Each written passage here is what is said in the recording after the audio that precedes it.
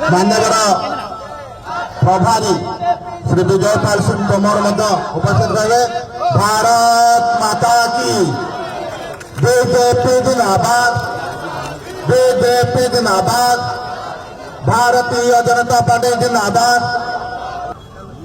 पार्टीर पताका को उत्तोलन करने मो आमर मान्यवर मुख्यमंत्री श्री मोहन चरण माझी एवं मान्यवर पार्टीर राज्य सभापति श्री मनमोहन सामल महोदय को अनुरोध करुछि।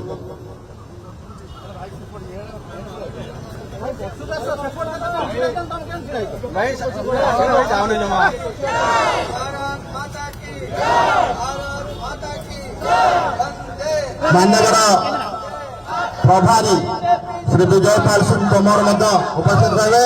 भारत माता की बीजेपी जिंदाबाद, बीजेपी जिंदाबाद, भारतीय जनता पार्टी जिंदाबाद।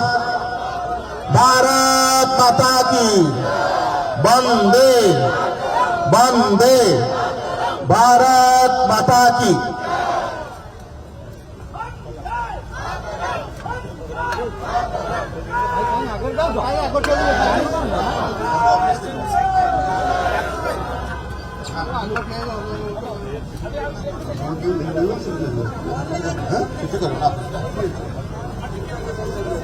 आमे समस्ते हला